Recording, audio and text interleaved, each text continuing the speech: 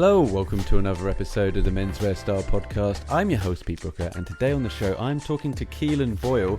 He is the co-founder of the brand ØTHERS, and ØTHERS is a very interesting concept, and I think Keelan is going to explain it a lot better than me, but I'm just going to give you the thumbnail sketch. ØTHERS is a new multi-sensory digital wellness experience with a 360 degrees fusion of scent, sound technology, and science to biomechanically retune, bringing you back to center. Hey, how about that?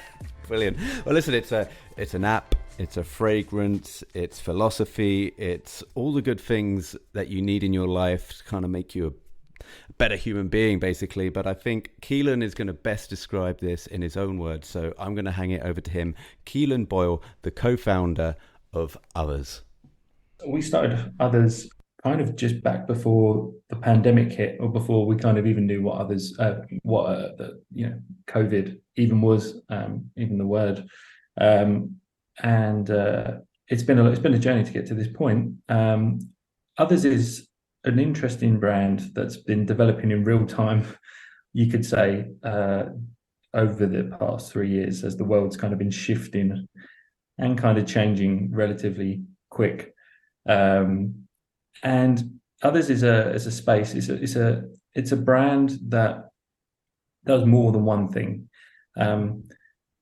We are essentially a wellness brand that offers products as well as an app. And what we've done is we've combined in our first product, which is fusing the idea of scent and sound, two powerful kind of entities on their own, that we've kind of joined together to create this kind of dual intervention, if you like.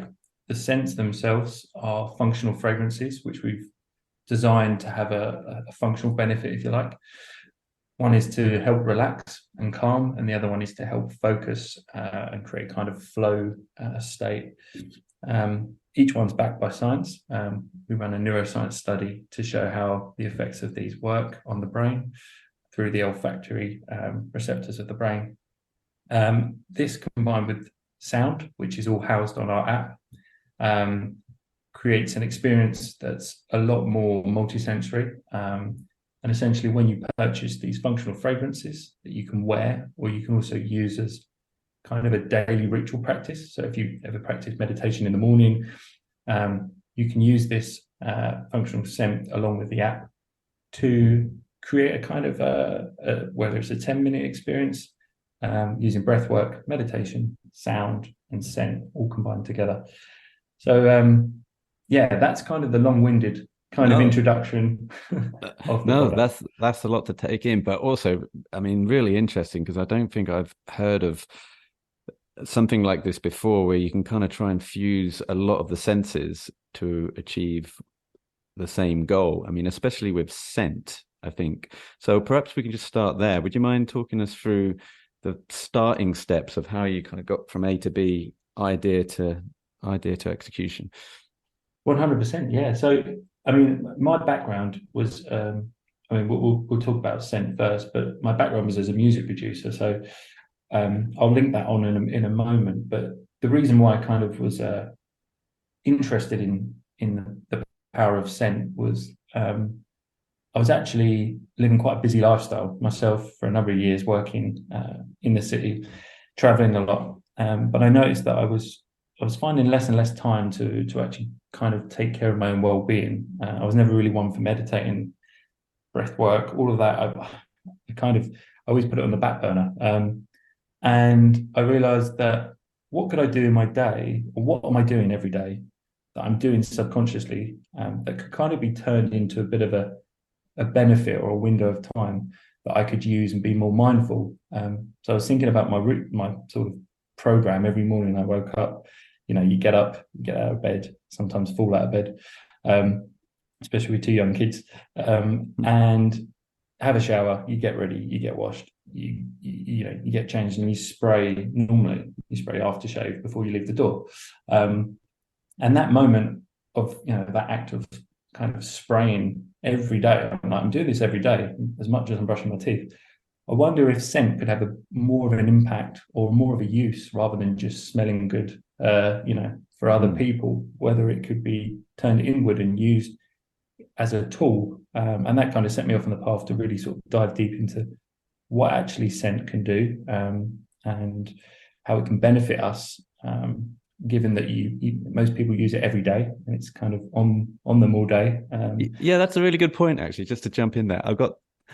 So like you brush your teeth, you have a wash, everything is kind of geared around health for you. So you want to brush your teeth. You're not just doing that for the guy behind the newsagent stand. You want to have good teeth. But spraying cologne is perhaps the one thing that we do for other people that's a selfless act. It's almost like the most altruistic act we could do. It's like, well, this is my gift to you. I'm going to smell pretty good in your presence. No need to thank me, but we'll just, this one thing that you can do for other people is smell.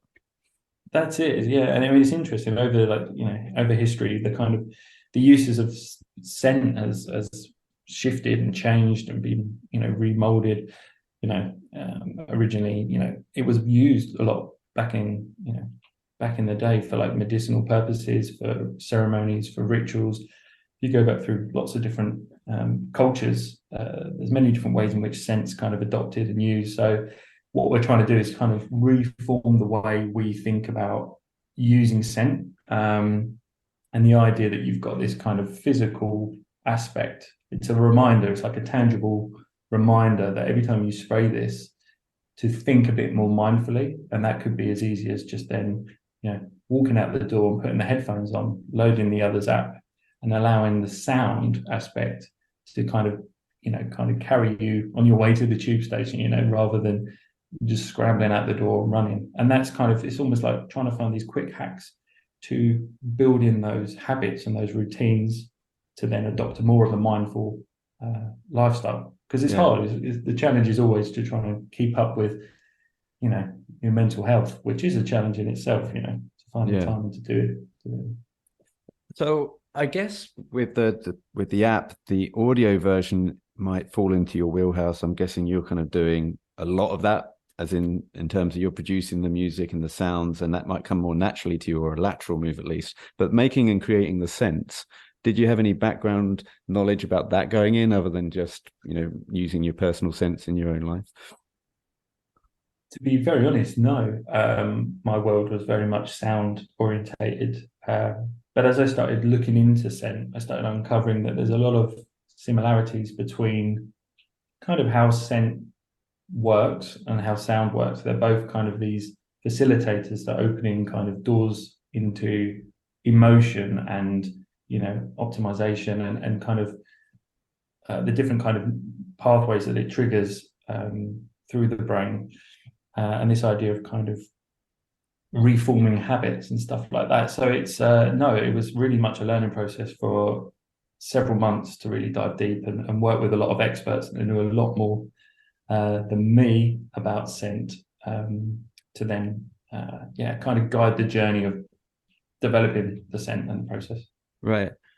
I mean, with the scent, I would imagine, so how I combine what I think is already an experience on your app, how I try and do that in my own life is maybe the missus might spray a little bit of lavender on the pillow, and I've got one of these cozy head masks where I listen to rainforest rain effectively to try and doze off, which is a lot different from like rain on the street pavement or rain on the oceans.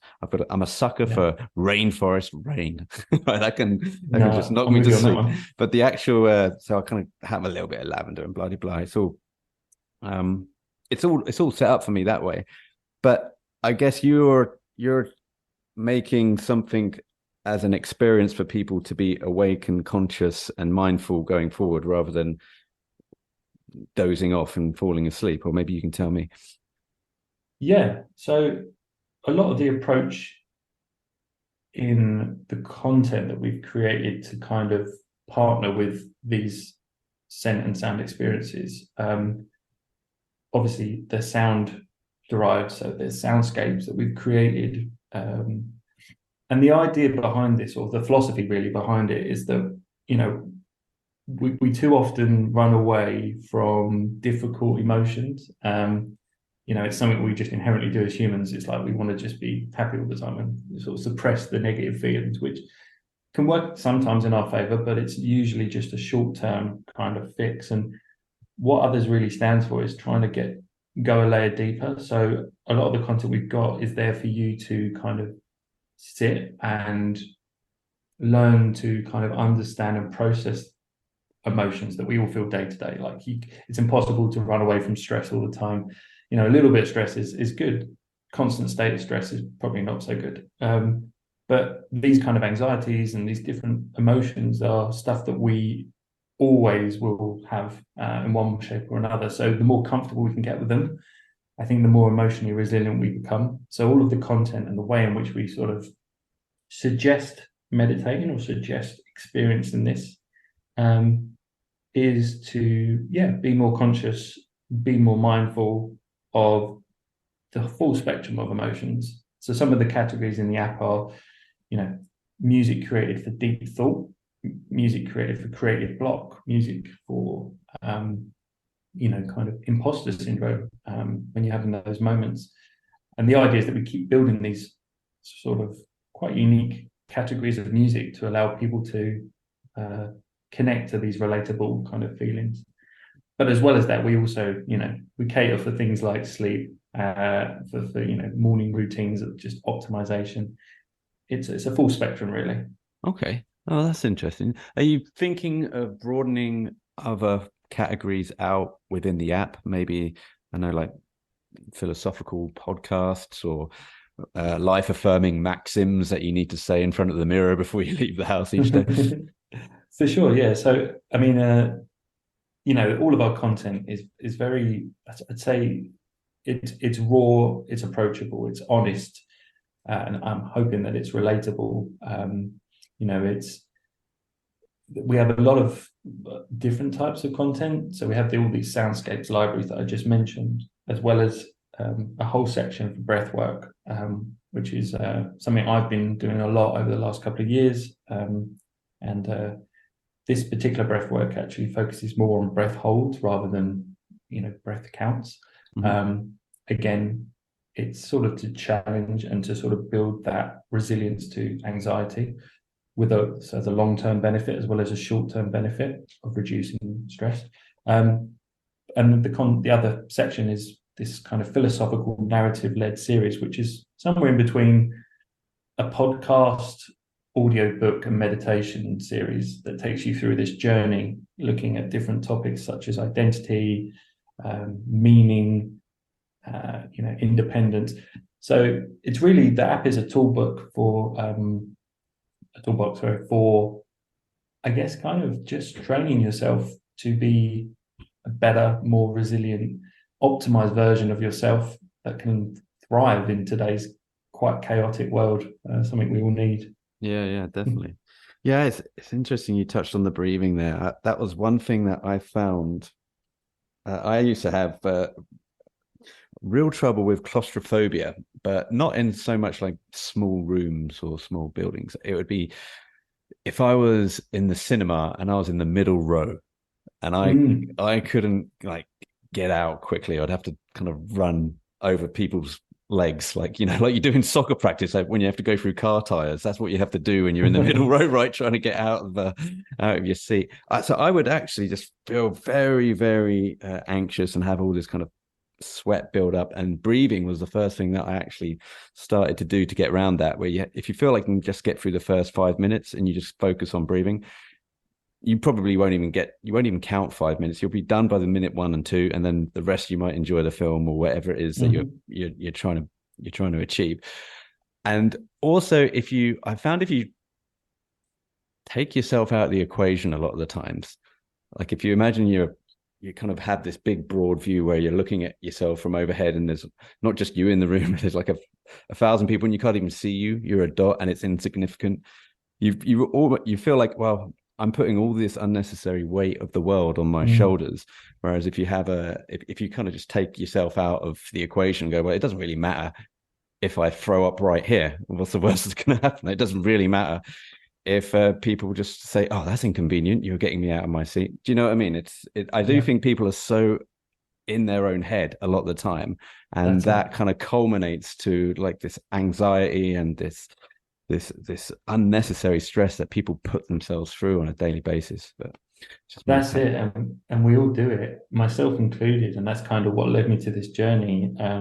That uh, I've always been such a, I mean, most people can relate, I'm sure, but yeah, I always was sort of one. I was a bit of an introvert, and just had a lot of anxieties about kind of just when I look back, like pointless things, but at the time they were really big things, and I think it's just a it's the more you look into those things and analyze them, the more you understand them and learn to kind of overcome them. Mm. But I think there's definitely there's a big sort of problem we've got collectively with this kind of social anxiety, this kind of world that we live in, which is very fast paced, and trying to find your place in it all is a big challenge. And yeah, we carry a lot of weight around with us all the time. And breathing does remind us to just be present and to sit with the self. And yeah, when you combine that with the philosophy that we kind of have within the app and the scent element of it, it really creates this experience that feels a bit more, quite more profound than just if you were to do each thing independently. And I don't know if you've ever heard about Pavlov's theory, with the dog and the bell, where they Tell me run that. a we run an experiment, and I can't remember exactly what year they've done this, but it's like a famous kind of study where they tested sort of reactions on a dog by ringing a bell, and every time the dog heard the bell, it ran to the bell, and they'd give it some meat, and the dog would salivate on the way. And they kept doing this continuously, and Oh, I have heard of this, but yeah, sorry, Karen. Yeah, I know. that's it. Yeah, and then eventually they took the meat away and they rang the bell, but the dog still salivated because he associated, he'd almost built the connections that relates to that, and that means that's the output is me salivating. So the reason I bring that up is because with the scent, it's almost, if we're looking at trying to, I guess the goal of trying to retrain our behavior to our own sort of understanding of the self and like the mental health crisis that we're going into. This idea that the scent acts as almost that piece, and the sound. So when you eventually, develop those particular behaviors through this ritual over a period of time, then eventually when you're carrying around that scent with you, you won't need to be doing the practices, you won't need to be doing the deep work, because your brain will have already built that association to the scent to allow you to sit in that kind of place of like contentment and peace. Right. So it's kind of muscle memory for the brain that will connect and remember what's going on with the Yeah, scent and yeah. what's going on with like those affirmations of calm and peace. Exactly. Yeah, it's just kind of essentially rewiring our brains, if you like. It's this kind of biohacking approach of retraining our behavior through the sort of sense, sound element, the sensory elements that we put together. That With the Pavlov's theory you content. mentioned, I have how I've heard of it. I don't know if you watch The Office, the American version of The Office. Yes. so one of the guys he's sitting opposite Dwight, I think his name. I forget the other guy's name, but he hits something on his computer and it makes a sound like an email ping. And each time he does it, he reaches over the desk and gives Dwight some gum, right? And he does this theory like for about 2 weeks, keeps hitting the ping and then offers the gum. And then one day he hits the ping, but doesn't offer the gum. But Dwight just instantly puts his hand out. I recall the episode. I think I've seen it as a kind of GIF or something recently. That's Yeah, so that's exactly, yeah. kind of that, right? And then he's like scratching around his mouth and he's kind of drooling for some kind of fix. But yeah, so that's how I've heard of that. Oh, that's really interesting. So how do people access the app? Is it something that you pay for on subscription, or do you get the app free and then pay for the cents? So what's the payment gateway? Yeah. So currently, the app itself is only accessible when you purchase one of the fragrances. They come each fragrance comes with 6 months subscription, and the reason we sort of chose 6 months is because the bottles are 50 milliliters, so we kind of based it on a ratio of how many times we expect people to averagely use the fragrance. And the app kind of would cater for that, but we are in the process of, which goes back to your other question about more content and what are we doing, what's the plan.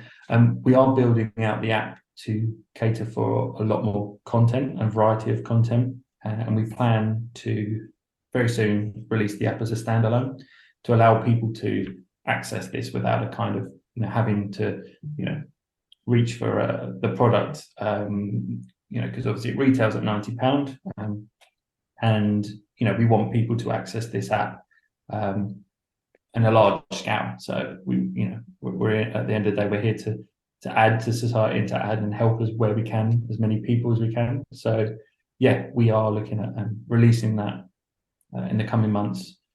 Interesting. Well, listen, how many people have you got going on in the team that's building content around the app? Yeah, I mean, we have a really amazing team, and that's, to be honest, the heart of what Others is. I mean, it's kind of a brand built on people. That's why we kind of called it Others. And we're lucky enough to be working with some really fascinating people and thinkers. So we have Alex Ebert, who's the kind of voice of the app. He's created the Ponder content, which is all of this philosophical narrative series. And then we've worked with a range of music producers from around the world, some in Italy, some in America, some in the UK. And the team's building all the time. So yeah, there's a lot more collaborations to come and in the pipeline that are very exciting. Also, we work with Max Cooper, who's kind of a well-known international DJ and music producer I was always a very big fan of. So to be working with him on this startup project, it was really amazing. And yeah, I mean, there's a small team of us behind that are running the kind of day-to-day tight-knit team of people, writers, collaborators, thinkers, driving the ship. Great.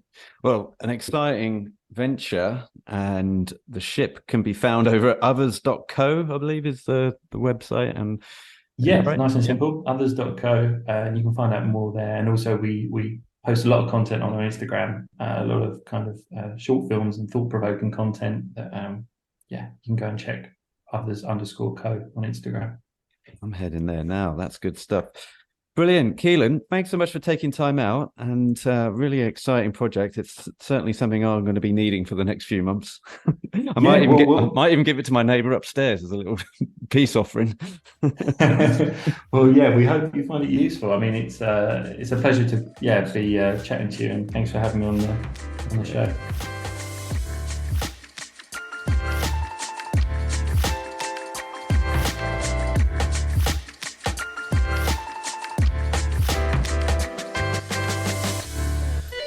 You've been listening to the Menswear Style Podcast. Be sure to head over to menswearstyle.co.uk for more menswear content, and email info@menswearstyle.co.uk if you would like to be a future guest on the show. Finally, please help support the show by leaving a review on iTunes or wherever you're listening to this podcast. Until next time.